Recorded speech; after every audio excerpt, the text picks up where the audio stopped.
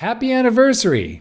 Not necessarily to you, but to my company, GoldSilver.com. 2025 is its 20th year in business. I incorporated GoldSilver back in 2005, and for the very first time, I'm going to tell the whole story, including all of the good, the bad, and the ugly.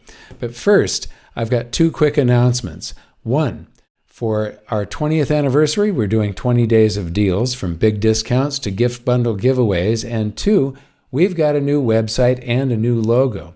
We're transforming the traditional overlapping coins logo, which sort of represented, when I started, I was just delivering coins and bars to your door. That's the only thing that we did.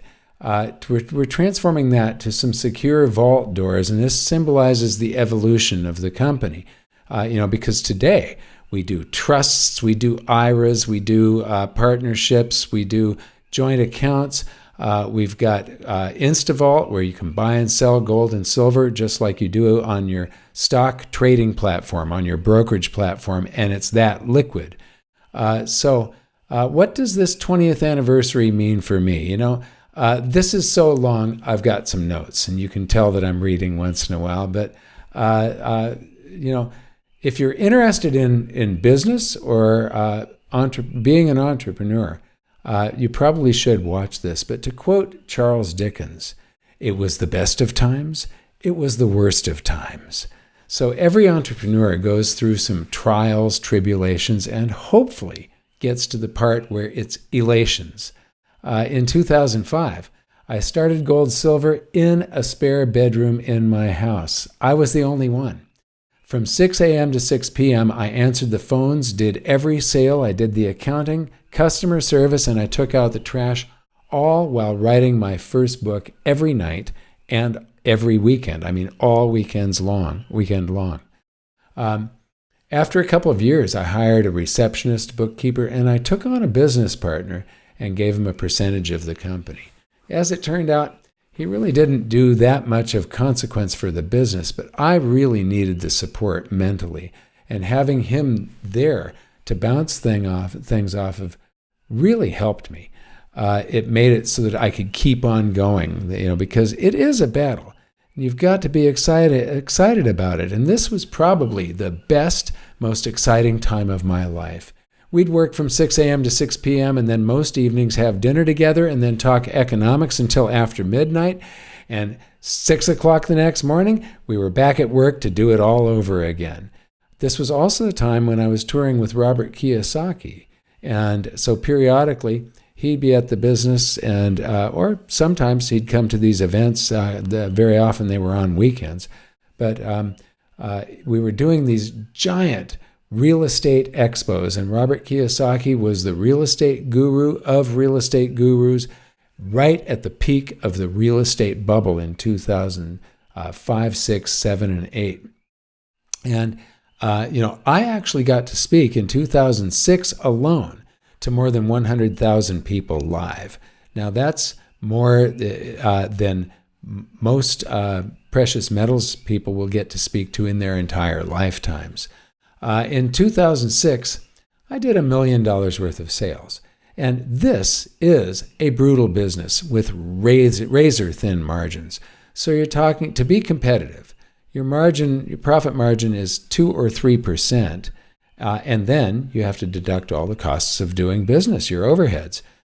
So in 2006, I did $1 million. In 2007, $1 million. So you're talking, making $20,000 or $30,000 and then deducting all of your overheads. The first 7 months of 2008, I did $1 million, and then the book came out, the markets crashed, and in the final 5 months of 2008, I did $28 million. And the following year doubled that, and the following year doubled that again, and it kept on going year after year, and that was the growth story. But during that crash of 2008, in October and November, the paper price of silver fell below $9. Now, I said paper price. This is the price of futures contracts, and you can make up as many ounces as you want to when you're creating these futures contracts. But there's actually only so much physical silver that exists. and shortages started to develop, and physical premiums just absolutely skyrocketed. I remember a friend of mine in Chicago calling me and telling me, "Oh my God, the dealer down the street, this coin dealer, he's charging $18 per ounce for 100-ounce silver bars." Well, the reason he was charging more than 100% premium is because he knew that those bars were going to be gone soon. He only had a few of them, and he didn't know if he'd be able to get any more. And so at this period of time, the suppliers put all of the dealers on allocation. There were weeks where, 1 week I would have just Silver Eagles. That was my only silver product. The next week, 100-ounce bars. The next week, silver rounds. The next week, 10-ounce bars, and so on and so forth. Same thing for gold. And then there was a week where we couldn't get any silver whatsoever. So the only product that we had at the time was kilo bars of gold. So if you couldn't buy a kilo of gold, I didn't have a product for you. And there was actually about 3 days where we were out of business. We couldn't get anything. There was nothing there. But in trying to figure out the supply-demand equilibrium during that period of time, it allowed margins. I mean, this dealer in Chicago was charging more than 100%. Silver Eagles on eBay were going for more than $30, while the spot price is below $9. So the multiples of the premiums were huge. So even when I was able to charge a 10% margin or a 12% margin, and I was still some of the best prices out there. But that the capital that we made during the crisis of '08, the global financial crisis, allowed me to hire a bunch of employees to build an automated website, and it really launched GoldSilver.com. Without that crisis, I would have been struggling for years. But everybody was charging these high premiums. I wasn't charging as high a premium as most other dealers, but it still allowed the profit that caused GoldSilver.com to become what it is today. Now, during the next 3 years, real estate fell by half, while gold tripled, and silver went up 5 times during the 3 years following that crisis, and silver falling down below $9.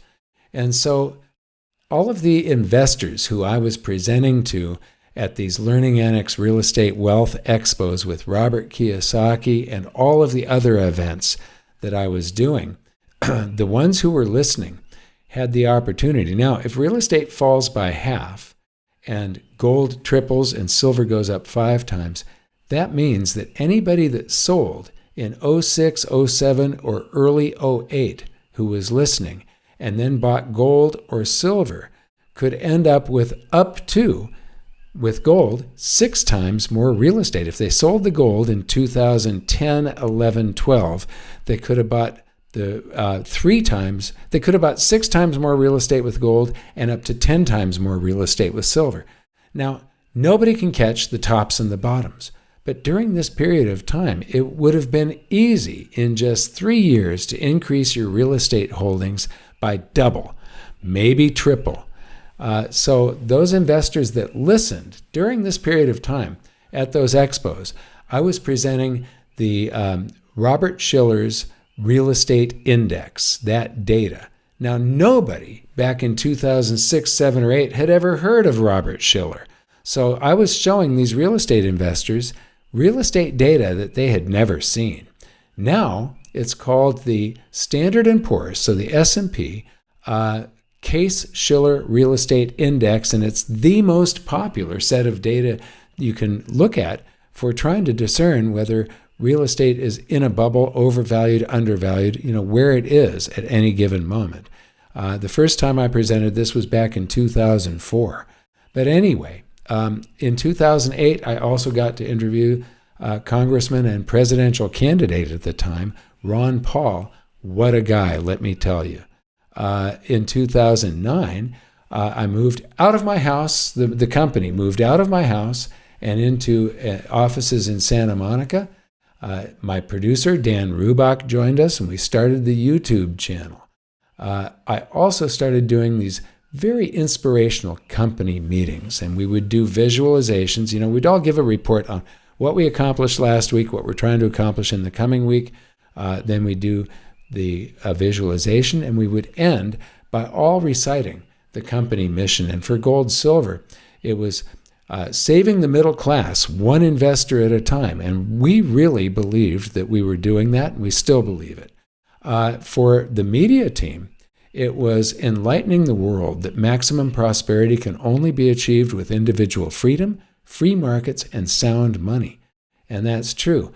Now, every once in a while, I would do something else, an extra special thing. And if you want to see what these meetings were like, you might want to take a look at this video of the money speech from Atlas Shrugged. I really believe that this is worth watching if you want to understand the rot that has happened in our society and continues. This is very well described in the book Atlas Shrugged.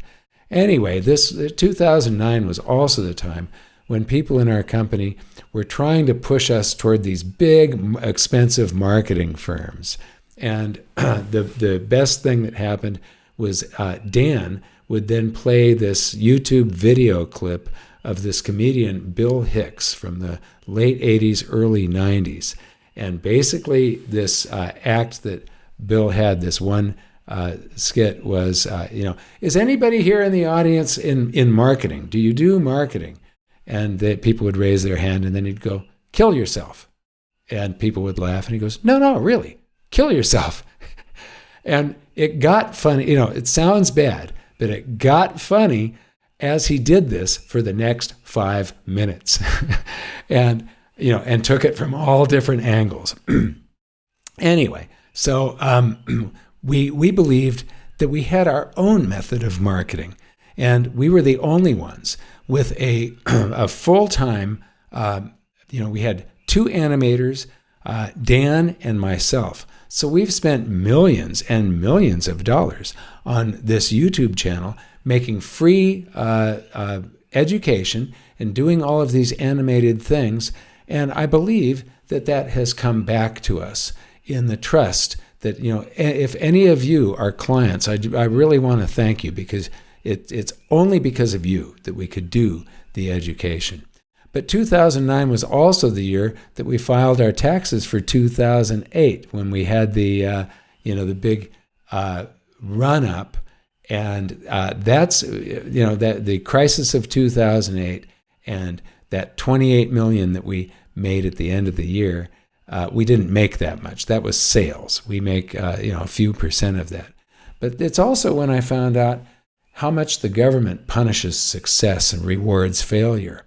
How they will take. I had spent 40 years starting companies and failing. Starting a company, closing it. I had one company that did go bankrupt, but 40 years of trying and failing to learn what I learned that led to the success that GoldSilver.com had. And so when they started taking 50% of everything, they were actually taking 50% of 40 years, not 50% of what I made that year. It's all the struggling, putting everything back into the business, living for the business. And that's what I did with all of my businesses. And so the government just punished the hell out of us for creating prosperity, trying to create jobs. All I was trying to do was expand the business, and they were taking half of all the profits. Imagine how much I could have grown, or how much less I could have charged, or the number of jobs I could have created if they allowed me to keep that. And then in 2010, I moved up into the Malibu Mountains, which was phenomenal. I loved it up there. And the best thing I ever did for myself was I finally, in 2010 and 11, I treated myself. And I bought my Tesla Roadster. And it was, I had always just kept everything in the company. The place I moved up to in the Malibu Mountains, I didn't buy some big home. I was renting a little tiny place. that was actually, it started out as a hunting cabin back in the 1930s. And and it was phenomenal. My fireplace was made from petrified wood. It was just this quaint little tiny place that I was renting. But driving those roads in my Tesla Roadster, those roads are like a piece of spaghetti draped across a mountain ridge with these bank turns. They're the roads that all the car magazines use for test driving their cars. They're some of the best roads in the world. And I got so that I could just dance on those roads, doing four-wheel drifts through all of the corners. It was phenomenal, one of the best parts of my life. But every evening I'd drive from our office in Santa Monica up to Malibu, and now all of that is ashes, and my heart goes out to all the people that lost everything in the fires, the California wildfires that we've seen throughout most of January. And then also something that's pretty funny, 2011 and 12, we're pretty sure that we had an IT department and doing user interface and stuff like that. And we're pretty sure that they were using our servers to mine Bitcoin, because suddenly the computers slowed way down and nobody could figure out why our computers were so slow. And then the minute these guys left, everything was fine again. So I have no idea of how much Bitcoin they've got, but that was pretty funny. Now, these were great years financially, but the government was taking more than 50%. Now, I focused on education during this time, and I let others run the company. And during that time, we hired some very bad people. And I don't mean bad like incompetent. I mean bad like evil. There was 3 people that were having weekly meetings. We found this out years later, using the company boardroom to they were plotting, trying to figure out how to steal the company from my partner and myself. And they hired other bad people. This one person that was acting as the chief operations officer hired somebody and pretended like they didn't know each other. And we found out years later that they had known each other for years. And the guy that he hired would come in on weekends. And he stole our entire customer list and went over to another company where he was able to use that customer list, and he was on commissions, so he's able to make more. But during that period of time, we started losing $100,000 per month. This was all coming out of my pocket, 100%. The first losses, I was able to pry some of the profits that we had accumulated. My business partner and I was able to pry some of it out of his hands. But after that, it was just me. And during this period of time with those bad employees, one of the hires that we had in the accounting department, our CFO told a joke, and it was derogatory. I wasn't there. I can't control this, but he told a derogatory joke about Filipinos. And this one person in accounting, her grandson was Filipino. And so I get this notice that we are being sued for $120,000 for a hostile work environment. Well, during the depositions and stuff, the investigation, it turns out that she had done the same thing with her last 3 employers. In California, a company is guilty until proven innocent. When you are being sued by an employee, you are automatically guilty, and you have to prove your innocence. And so her modus operandi, the way she got by was to get a job, work for 6 months, sue the company, take a year off. She had done this to 3 other companies. And so we were a victim, and I wouldn't pay her. And I fought it, and it actually cost about $120,000 in legal fees to end up with a settlement where, they were trying to get me to settle for $25,000, and I had done a countersuit where I had a leg to stand on, and she didn't. And I said, here's the deal. You drop your suit, and I'll drop mine. And that was it. But I had spent $120,000 in legal fees battling that. And then at about the same time, California we filed a bunch of 1099s, and for California, it sent up a red flag, and they thought that I was paying employees as private contractors, and they wanted all of our records printed out on paper. It was going to cost us $40,000 to print out every single purchase that we had fulfilled, and then ship these all to the California auditors, and then have Iron Mountain come and pick them up and shred them. And we finally convinced them to take it electronically. After battling California for months, they said, sure, we'll take it electronically. We sent them the files, and they said, oh, you didn't do anything wrong. You just, it looked like you were paying employees as contractors to get around paying some taxes and all of the government makes it a nightmare to hire people, actually. They make it very difficult on businesses. Now, so we started losing about $100,000 a month. Like I said, it was all coming out of my pocket. And at the same time, we went into something called the precious metals nuclear winter. So this is 2013, 14, and 15. And during that period of time, across the entire industry, precious metals dealers were selling their companies, closing, merging, declaring bankruptcy. There was this. There were the discounters. Some of them ended up in jail. They dipped into customer funds and stuff like that. There was this one guy, Tulving. He was always the cheapest out there, and you could say, we had very competitive pricing, but you could always save a few pennies by going to Tulving. Well, a lot of his clients, he ended up going out of business, owing them $20 million worth of precious metals, and he ended up in jail.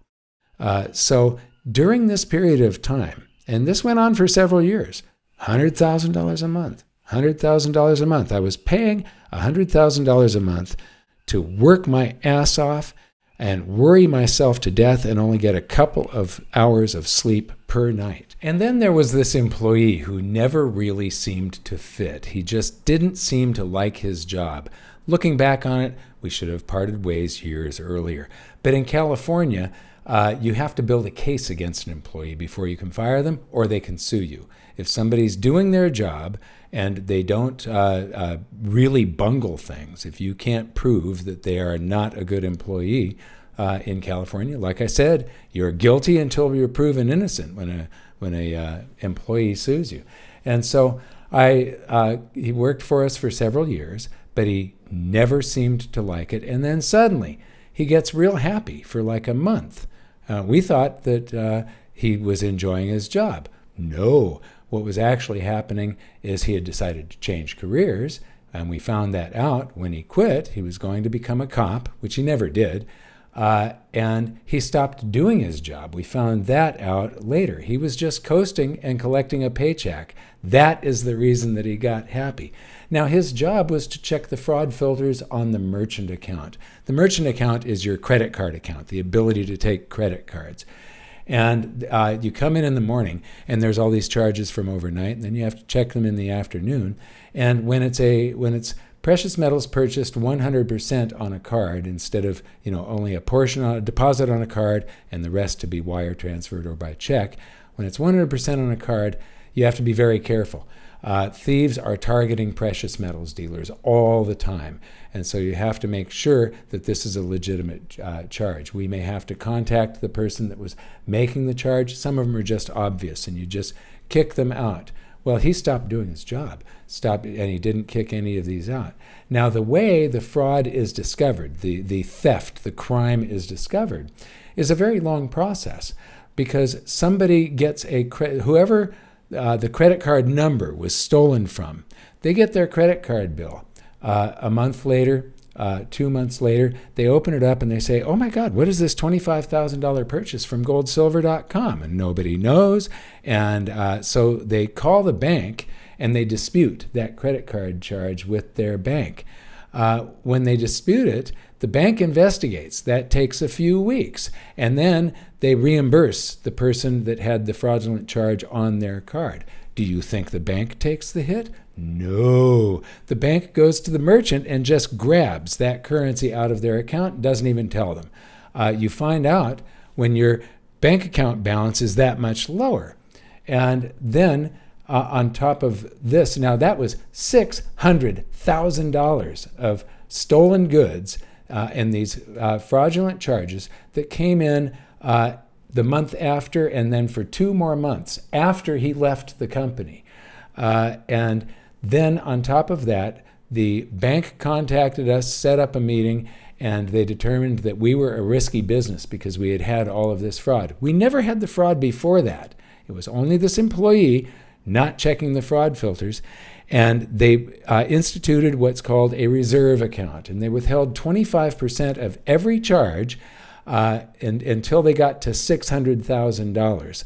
Now, 25%, that means that that we had to stop all 100% charges on credit card. You could not buy precious metals from us all on a credit card. And then I reduced the deposit that we would take. Now, I was the first one to come up with a fully automated website, and the way I figured it out is we can take the risk of taking an order from a client, and it is risky because if the price drops the next day, some of the clients wouldn't send the currency, and we have to sell back to our suppliers because we've already locked in a price, and we take the hit of the change in the spot price plus the amount of profit that the supplier makes. And so it can be enormous losses if a client reneges on their promise once they purchase.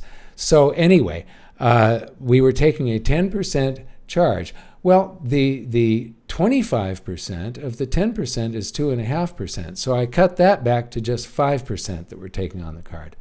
But 25% of 5% is 1.25%, and that's about our entire profit margin. So we're making sales, and we're covering the cost of business, but we're not making a dime. And so you've got a $600,000 reserve, $600,000 worth of fraud. That's $1.2 million, which means you have to sell $125 million worth of precious metals, or $120 million worth of precious metals to make out just to get back to break even. Then, on top of it just keeps on getting better. On top of all of that, somebody in our finance department was chatting with somebody in an online dating room and disclosed some of the things about the business and who I was. And a couple weeks later, gets an email from me, supposedly, it wasn't me, saying to transfer, to hurry up. I need this transfer. Now, the cutoff time for transfers in California is 2 o'clock, 5 p.m. on the West Coast. And I need this transfer to Himalayan Power Company of Shenzhen, China, of $200,000. And then 10 minutes before the cutoff time, hurry up, I really need this done today. And they did it. Now, every business, you have to have checks and balances to prevent employee theft. And so the checks and balances here are the person in the finance department can create a wire transfer, but they can't send it. It has to be approved by somebody else that they don't talk to very often in a different department. That way, in order to have employee theft, there has to be conspiracy going on between people. And so it's extremely unlikely, and it's never happened to me, but both of these people honestly believed that that was me. And so they sent $200,000 of our profit, $200,000 out of our bank account to Himalayan Power Company of Shenzhen, China, and that was the last we saw of those funds. And at this period of time, my business partner abandoned me. He resigned from the company. He kept his stock. He set up an LLC in another state and made himself a consultant to GoldSilver.com so that he could still get paid. And so he would be safe and he could keep everything he had. But if the company crashed, I would go down in flames while he would remain untouched. And financially, I had put everything back into the company. I loaned it all of my the metals that I had accumulated over the previous 8 years. I've been paid back since. I got down to my last $100,000, and remember, we're losing $100,000 every 30 days.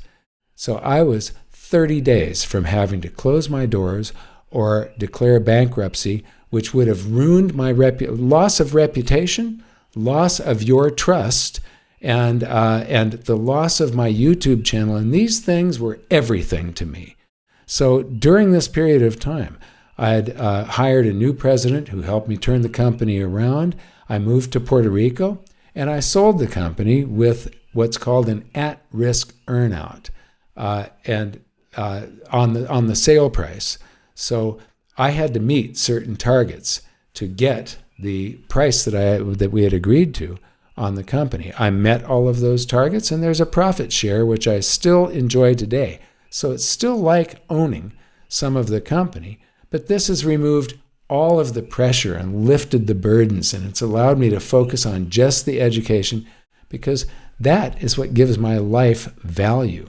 I have to feel like I'm helping people, like I'm informing people. And when I read the comments, I know that my life does have value, and it keeps me going. I could stop. I don't have to do anything anymore, but I keep on going because I feel like I'm helping people. And this is allowing me to work on the biggest thing that I will ever do. It's my magnum opus. I have been working on it for years. It's purely economics, and it should benefit everyone. So the hardest thing that I've ever done was writing my second book. The second hardest thing was my first book, and the third hardest thing was GoldSilver.com, yet it has all been rewarding and worth it because of you. And if you're a client of GoldSilver.com, all of the education that we have done, you have made possible. So I feel like I have changed the world just a little bit, and all for the positive. And if you are a client of GoldSilver.com, you should feel the same sense of accomplishment, because without you, I couldn't have done it. I want to thank you for watching. We'll see you next time.